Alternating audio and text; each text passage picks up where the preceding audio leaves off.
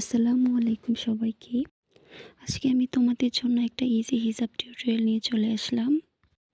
এই টিউটোরিয়ালটা তোমরা সোয়েটারের সাথেও করতে পারো কিংবা যে কোনো আউটফিটের সাথে এই টিউটোরিয়ালটা খুব সহজেই করতে পারবা।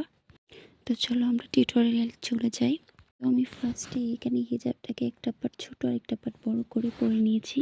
দেন আমি গলার নিচে একটা পিন দিয়ে সিকিউর করার পর মাথার উপরে একটা পিন দিয়ে আমি সিকিউর করে নিয়েছি যেন হিজাবটা সামনে চলে না আসে।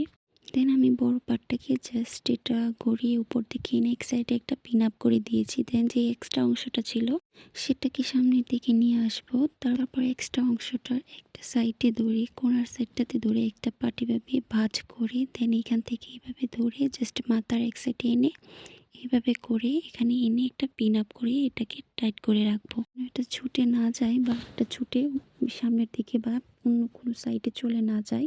দেন এখানে যে এক্সট্রা অংশটা ছিল এটাকে জাস্ট এইভাবে নিয়ে এখানে একটা পিন আপ করে দিতে হবে।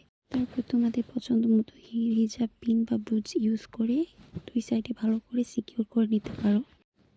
আমার হিজাব টিউটোরিয়ালগুলো যদি তোমাদের কাছে ভালো লাগে থাকে তাহলে অবশ্যই আমার ইউটিউব চ্যানেলটাকে সাবস্ক্রাইব করে দিবা, ফেসবুক পেজটাকে একটা ফলো দিয়ে দিবা।